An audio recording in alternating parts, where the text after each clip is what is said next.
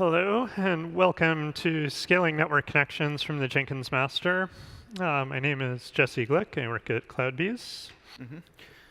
My name is Oleg Nunashev. I also work for CloudBees. And you should have a clicker. Okay. So I've worked at CloudBees since about 2012 and specialized in Jenkins core, pipeline, and now various aspects of cloud-native Jenkins in whatever direction that takes us. Okay. I work with Jesse at the same team. Actually, I started using Hudson in 2008, and I started contributing to Jenkins in 2012, maybe 3 years later than Jesse. Currently, I'm a Jenkins core maintainer. Today, I also became a Jenkins ambassador, so I organize a lot of events around Jenkins, and I try to present current status of Jenkins at meetups, etc. And before that, I was a maintainer of Jenkins remoting. It's a communication layer between masters and agents we are going to talk about today. I worked with Jesse at the same team. So what we are going to talk about today, we will provide an introduction to Jenkins networking. We will talk about remoting, how it's organized, how it impacts performance. We'll provide some tips and tricks about optimizing channels and traffic. And then we will talk about future direction. So just a question to the audience. Who have ever heard about remoting before this talk? OK, almost everybody. That's nice to hear. So Jenkins networking. Jenkins is a complex distributed system. It includes a lot of agents. So agents connect to masters, so they check out data, they submit logs. Is something? Yeah. OK. I can just try to speak louder, but yeah, the room is too big for me, I guess. OK, so in addition to system, Jenkins is a pretty complex system, but we also have users which access Jenkins over the web interface. So there are lots of different network connections happening around our Jenkins system. One of the most important ones is, of course, communication between Jenkins master and agents. So if you think that Jenkins builds are being executed on agents, it's not exactly correct. The builds are being executed on masters. So master keeps the context of the build. It may be freestyle or pipeline job. It still executes on master, but it invokes particular commands on the agent side. For example, it invokes various calls like run shell script or parse report, so it sends the data over the channel, it does class loading if needed, it executes operations on agent. But yeah, there is a lot of communications between master and agent happening during your build. There may be hundreds and thousands of RPC calls, and Jesse will show how it happens now in real time later. But yeah, from traffic high. It consists of several major entities. It's, of course, class loading. It's build logs. So when you stream all the builds, they go through the system. It's artifacts, various kinds of reports, workspace browsing, and, of course, a lot of various system things like administrative monitor.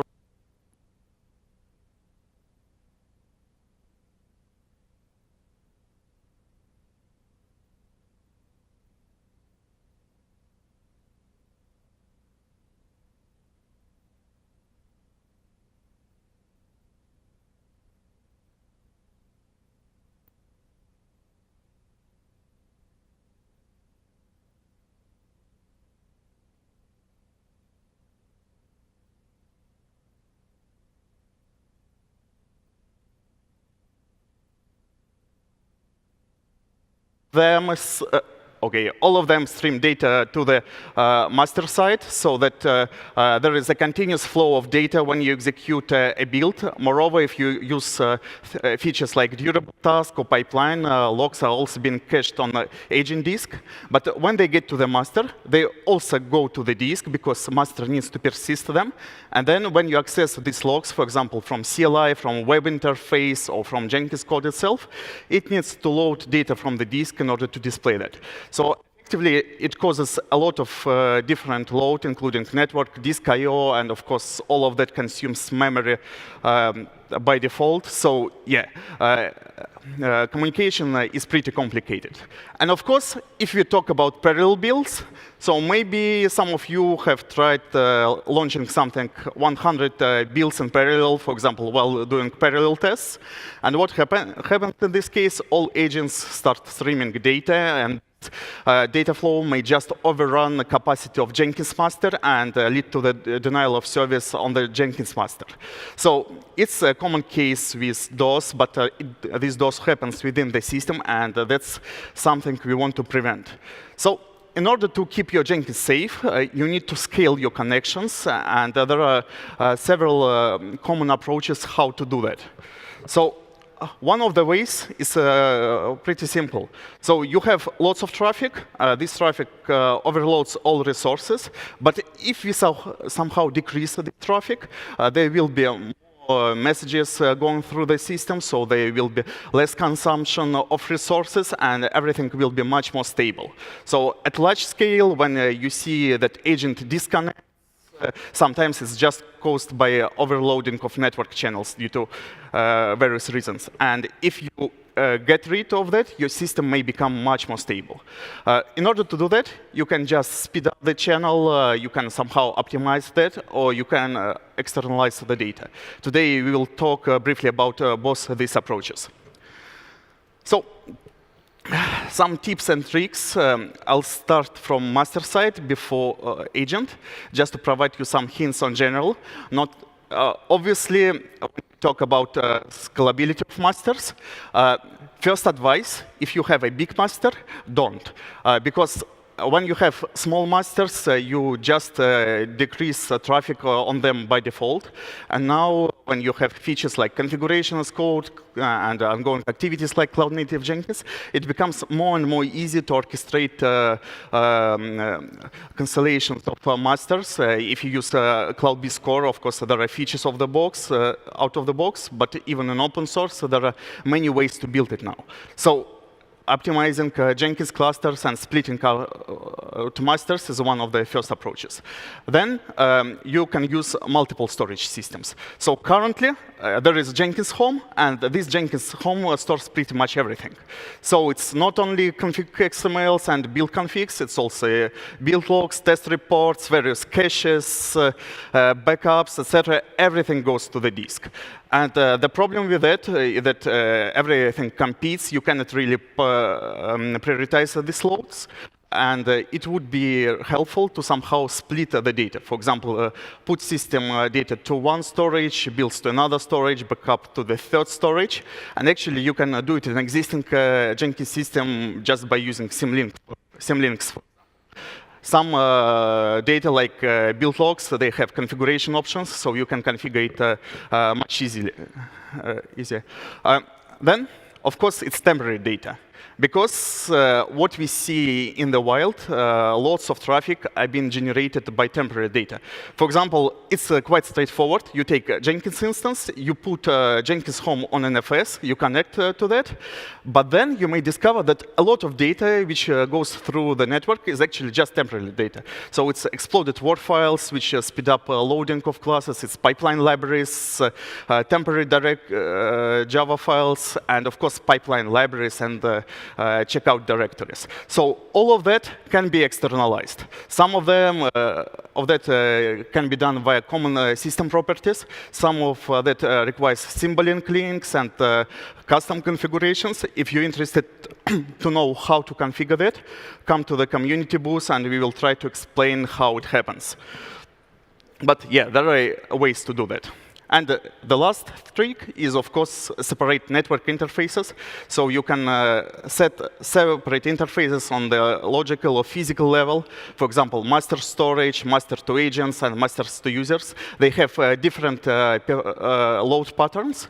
And if you configure your instance properly, just by that, you can reduce impact on users by moving out less critical communications to channels with lower priorities.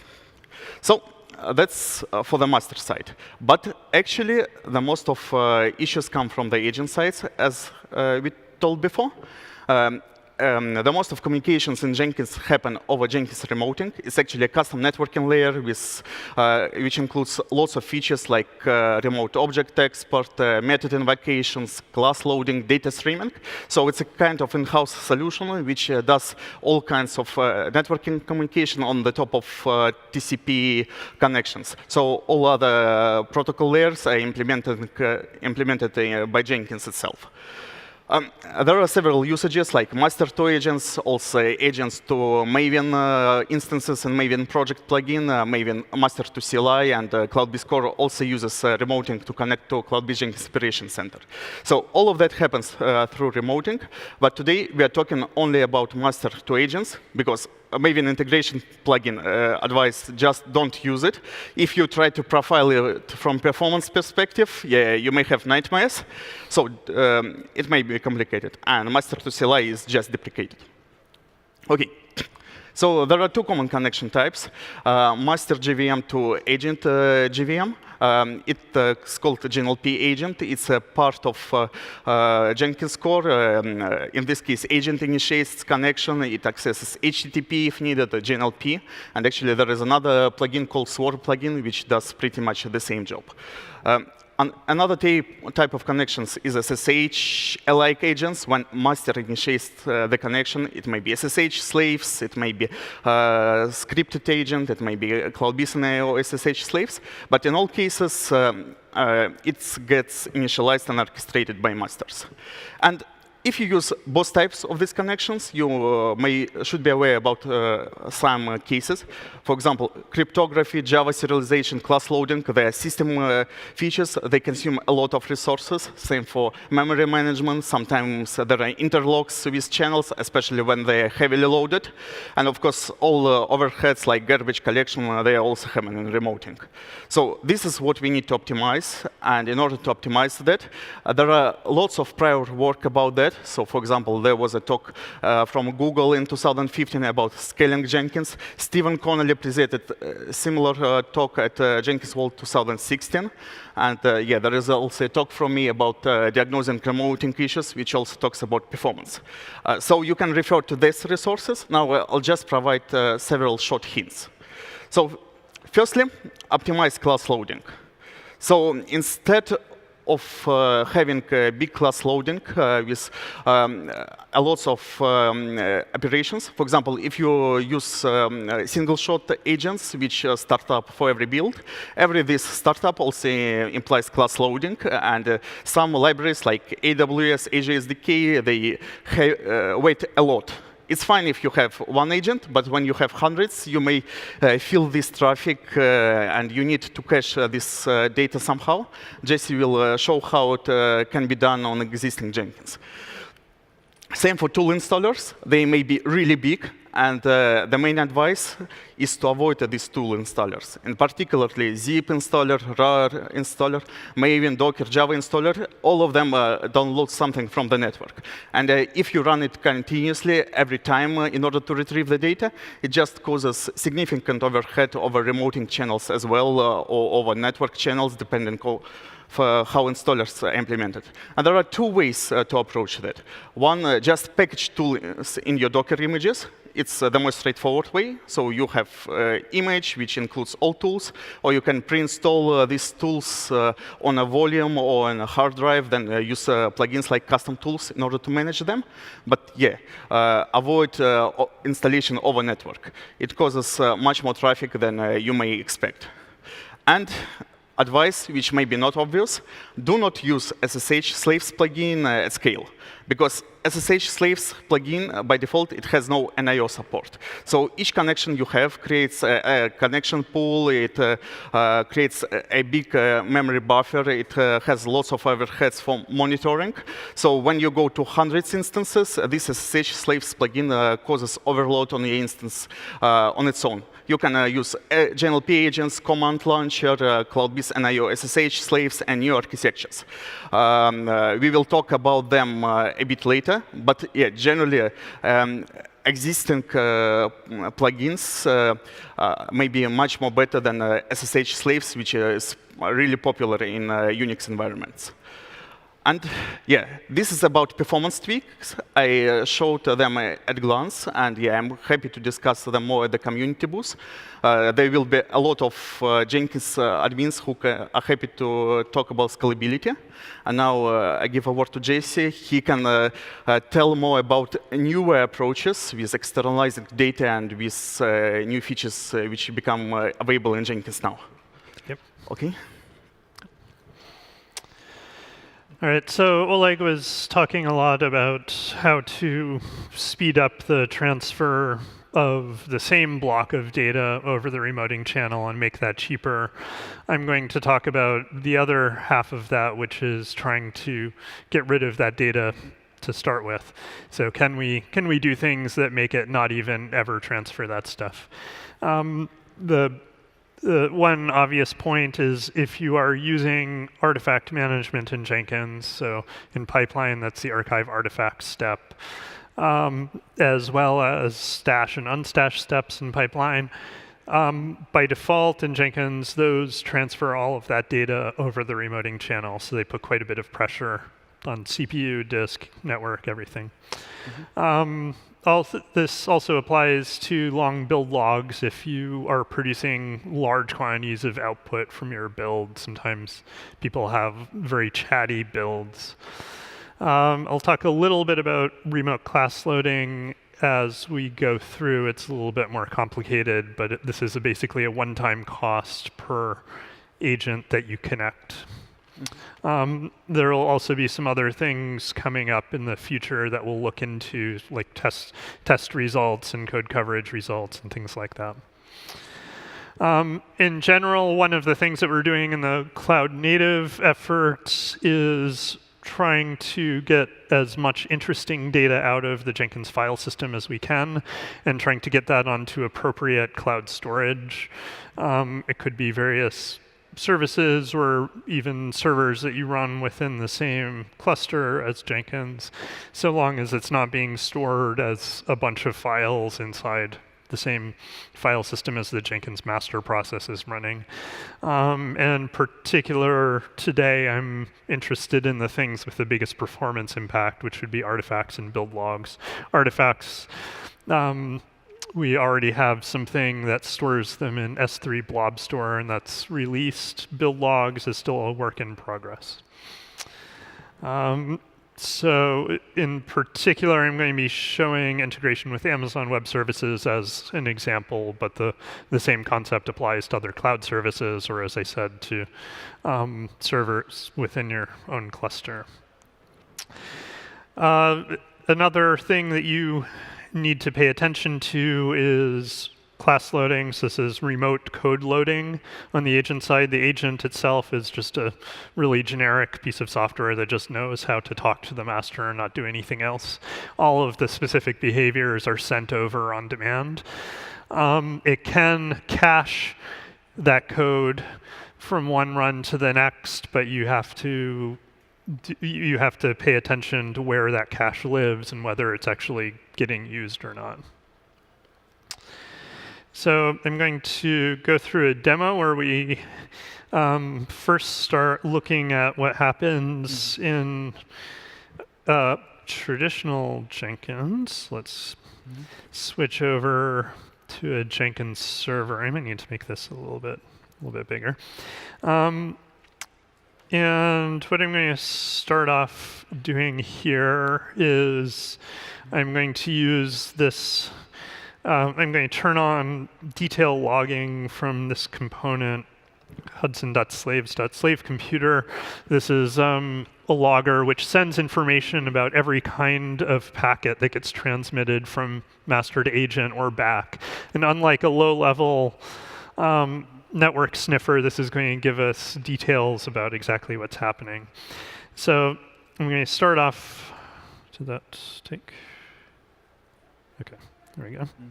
So I'm going to start off a build, and this is going to start a new agent. And right away, you see that it's doing a ton of these pipe chunks and proxy output streams. And what that is it's sending remote code over to the agent, letting it know how it should do stuff. And then it's running a shell step on the agent. So it's running your build process. And this is with currently released versions of plugins. You see that it's going back and forth with a lot of remote procedure calls. It's saying, go look at the log file for this shell step and let me know if there's any new output. If there is, send back the log text for it so that the master can collect it into the log file. And then finally, you get a whole bunch of chunks flying by there. That's when it's archiving, in this case, a 5 megabyte artifact. All of this stuff that you're seeing here is running locally on my laptop, so the network is actually super fast, but you can still see what information it's transmitting here. And this is just a Hello World application. Yes, this is just a Hello World application. And the last thing it also did as a little teaser is that it ran some JUnit parsing, and you can see that it sent a command to the agent saying, hey, look for test results, and then send me back a summary, and so it received that summary.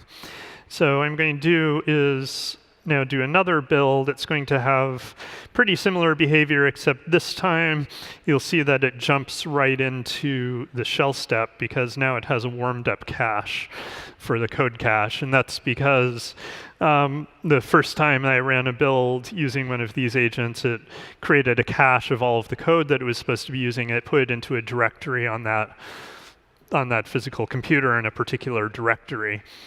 And when I run a second build, that's already warmed up, and so it can go straight into the build steps. And so all of the traffic is about stuff that it's really doing with my build. And last, I'm going to actually, I'll do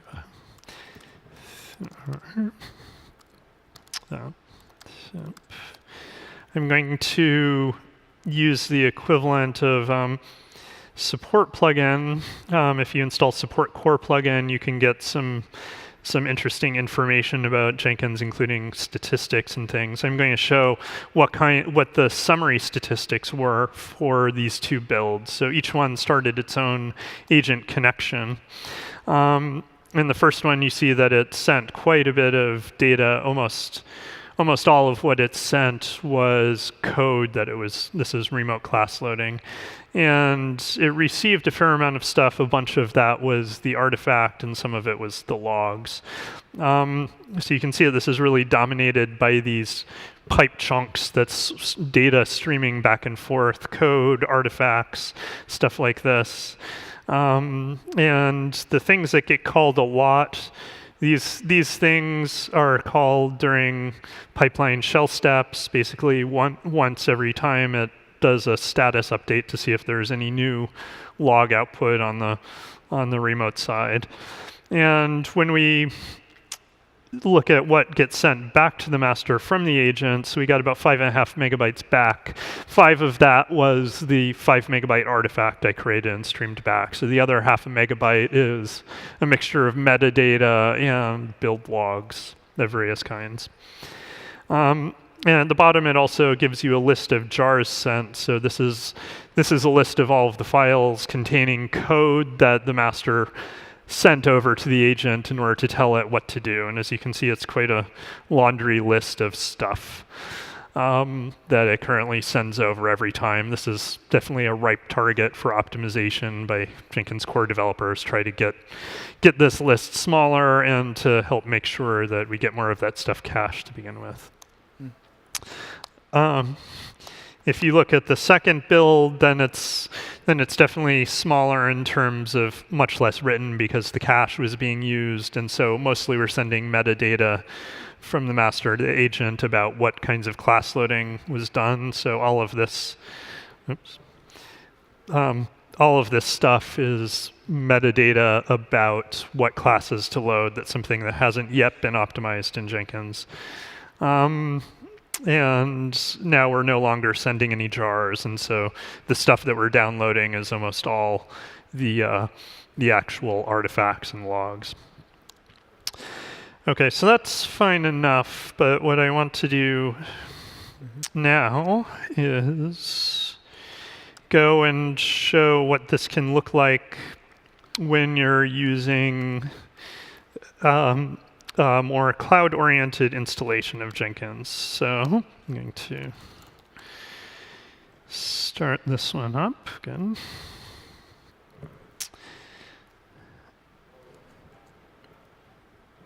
Yeah, once it's started, I'll get ready to capture the remoting log output from this. So the difference here is, this diff is actually backwards, but in the second part of the demo, I'm actually adding all of these things. These are plugins to integrate with Amazon Cloud Services. So it's going to send as much as it can to Amazon services, and I'm also switching to some pre-released versions of pipeline-related plugins in order to make all this stuff work, because this is pretty experimental at this point.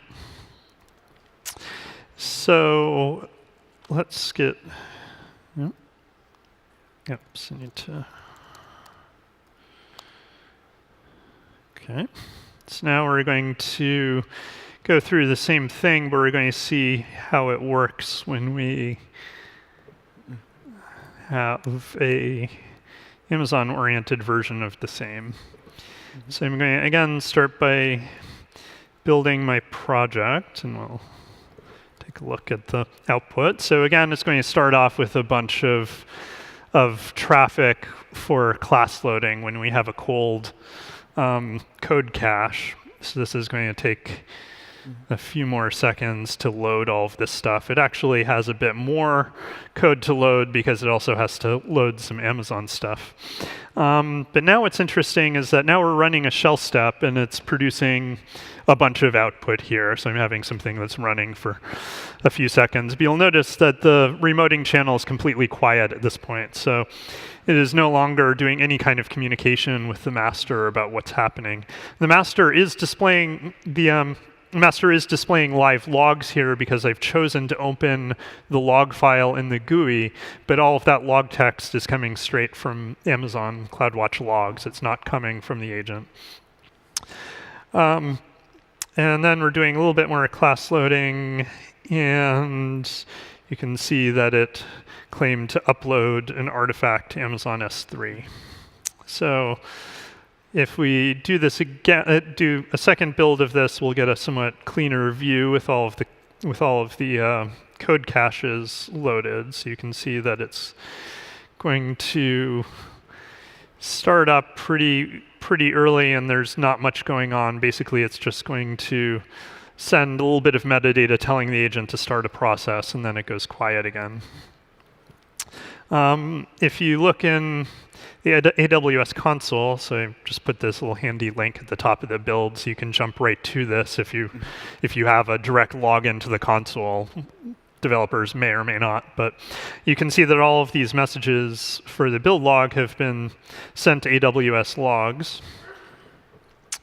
And if we look at some of these examples from a shell step that's running on the agent, you can see that it's actually a log record that was constructed on the agent side. So this was not done with the involvement of the master at all. The agent has basically become autonomous and is sending off its own log text that streams together with log text from the master into a unified log stream that way.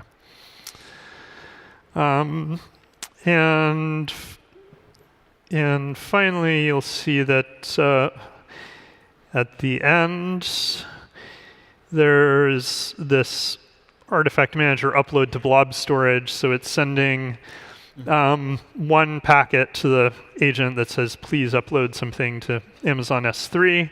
And you can see between 3 and 4 seconds later, it gets a response back from the agent saying, yes, I successfully uploaded this to S3. Here's yeah, thumbs up, nothing more to say. So the master never sees that file in this case, unless you ask to download it via the master web UI, it never touches the file. And again, we can take a little look at the summary statistics. Yeah.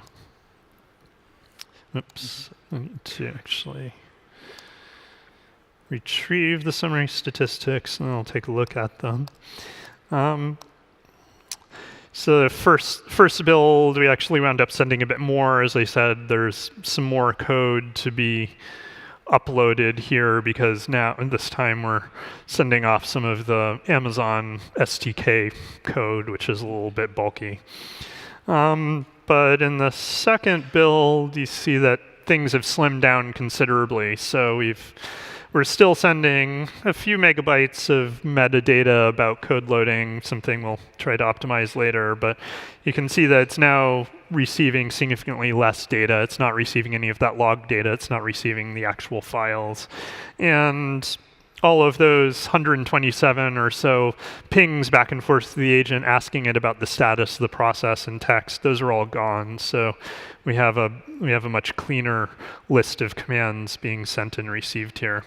And then you can go and look at that we had a single call to the upload to blog storage that took that long. This is how long it took to get test results and so on. So that's about it for the demo. I think the main thing that we're interested in optimizing further in that scenario is, of course, the remote class loading. But for the near term, the priority is going to be getting some of this stuff into availability, especially the log support. Mm-hmm. Thank you, Jesse. OK, so we presented some pretty much old approaches, how you can optimize your Jenkins masters, and new approaches incoming.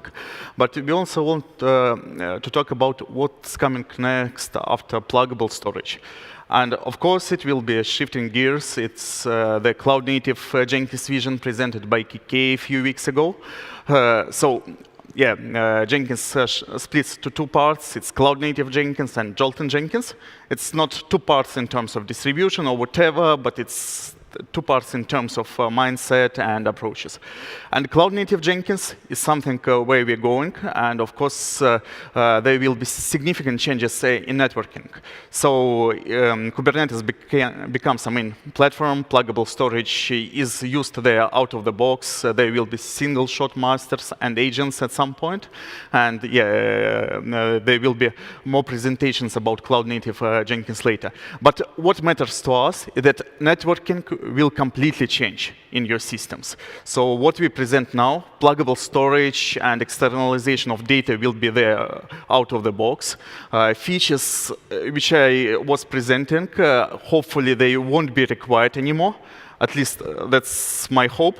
And what we want to achieve, firstly, it's infinite scalability. So currently, everything bottlenecks on a single master. Probably it won't be a case anymore, and hopefully it happens. And obviously, we also need to think about communication layers, because the fact that Jenkins still uses in-house implementations is something strange. So we want to use something cloud-friendly. I'm not sure whether there is something Kubernetes native, but at least we want to use standard industry solutions, which are being used in order to build highly scalable systems now. And there are several such approaches. And during this summer, there was a Google Summer of Code project implemented by Pham Vuitton. He's in this room, by the way. Or not? Yeah, he's here.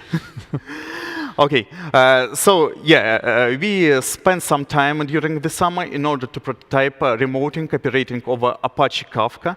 So the idea that instead of standard TCP, HTTP-based connections with GNLP agents, we take Apache Kafka and use it as standard layer, get a lot of features out of the box, including end-to-end encryption, traffic prioritization, failover, different management mechanisms. For example, you can just install Kafka Manager, connect to the cluster, and you can perform analysis of the network. So Jesse has presented several ways how you can analyze it now using standard tools, but you can use tools from existing systems. Remoting over Apache Kafka has been already released. It's available as version 1.1 in Jenkins update centers. It includes a remoting Kafka plugin. It also includes executable, which runs on the remote side. So probably you know slave jar or agent jar. So this executable is pretty similar. And there is a Docker image offered, so you can use this image in order to provision a system in your existing clusters. So you don't need to build agents on your own, unless you need special tools. And yeah, there is, of course, a demo in the GitHub repository. There is a link in the bottom of the slides. You can also go to just Jenkins.io projects JSOC and find all the links. And yeah, if you want to know more, Vutuan presented his project yesterday and the Contributor Summit. So you can go and take a look at these links, or you can just go to the community booth and talk to Vutuan himself, so he can describe how it works and maybe demo something. So this is one of the approaches.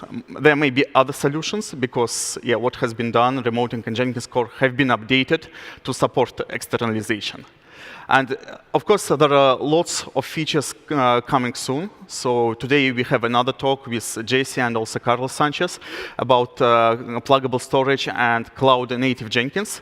So it will be at 2:30 p.m. And if you're interested to know more about pluggable storage, about single-shot masters, come to our talk, and we will show how we see that, and we will also demo existing single-shot masters.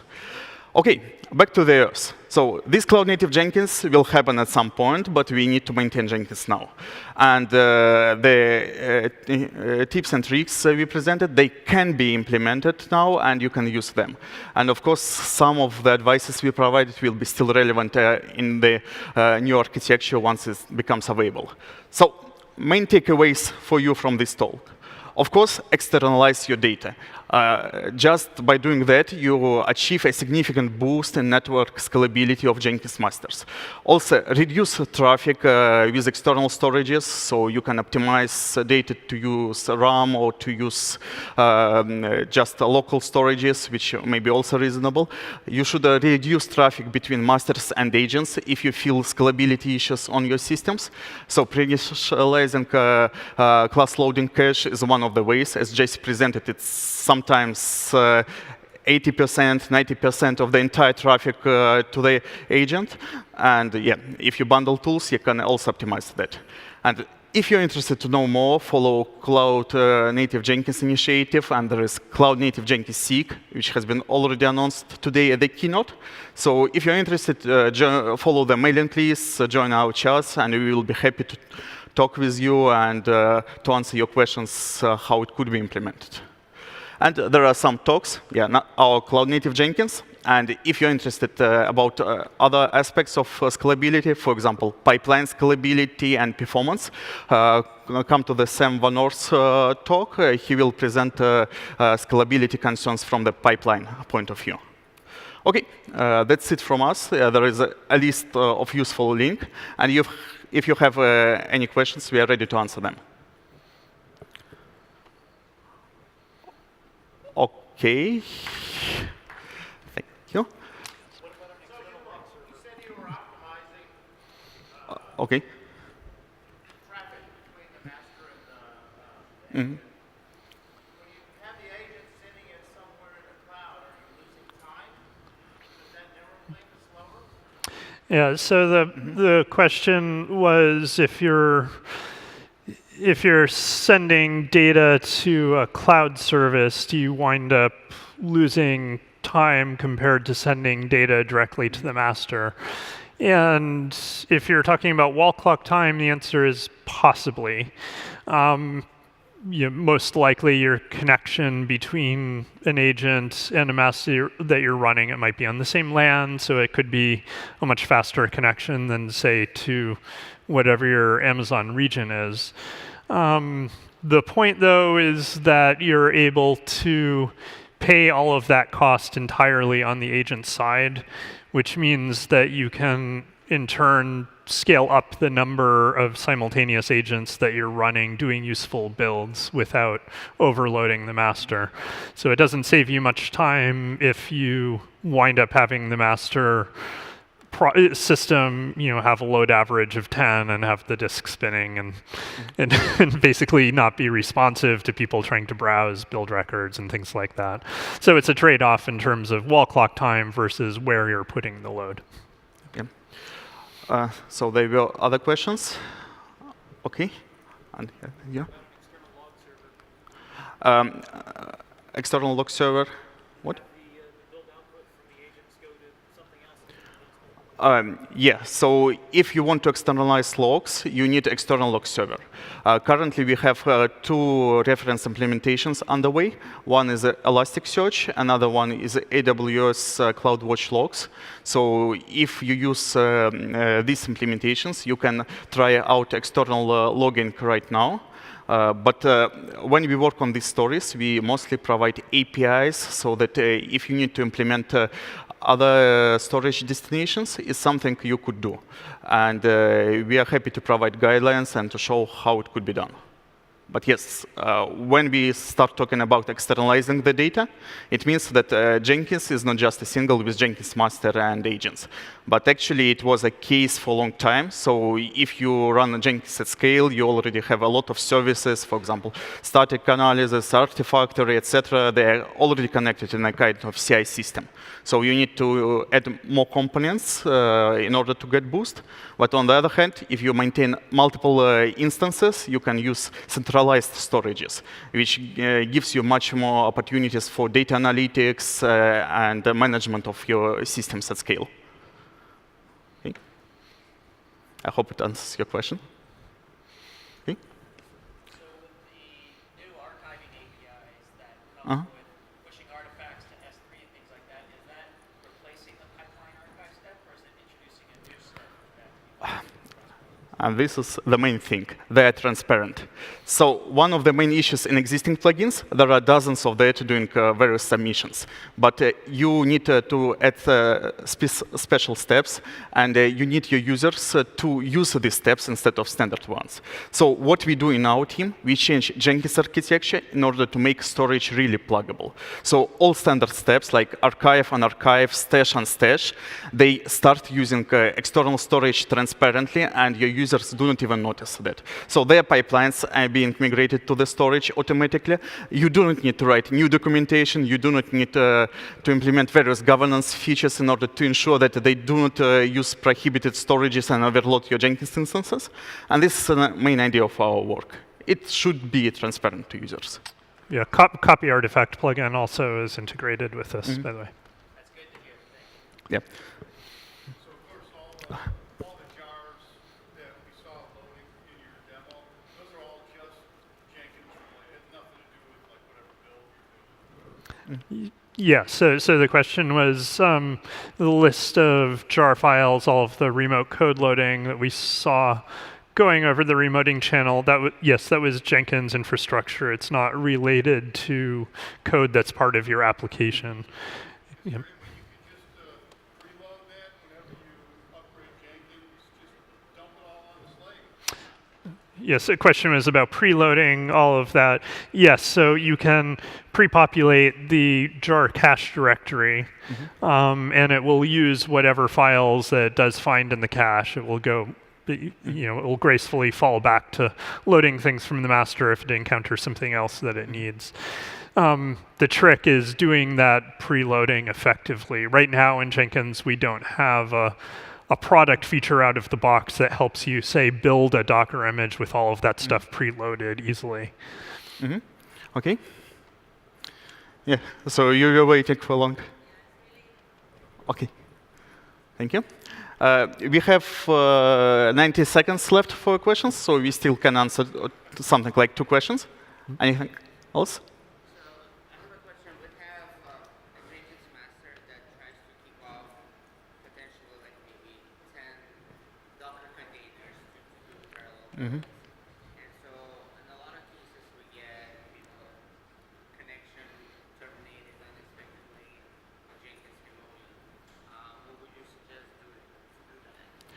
Yeah, so I have a pretty big slide deck, something like 160 slides, specifically about diagnosing remoting issues. So if you're interested, I can send a link to you. But the main thing that if you have disconnects and you cannot explain them, so as we said today at the talk, it's probable that network overload is one of the culprits of these issues, because it's really hard to profile that with existing tools. We can show some examples, but yeah, generally what you need to do in such case, you need to collect logs from agent, from master. You need to create support bundle like JC demonstrated. It allows you to get some basic information what goes wrong. And after that, if you see that there is no obvious reason why they disconnect, you set up a profiling with fine logging, and you may see the traffic and the load, and then you can understand why it goes down. Okay. I think that's all, everyone. Thank you for coming today. Definitely come by the community booth if you have any other questions. Be happy to talk to you. Okay. Thank you.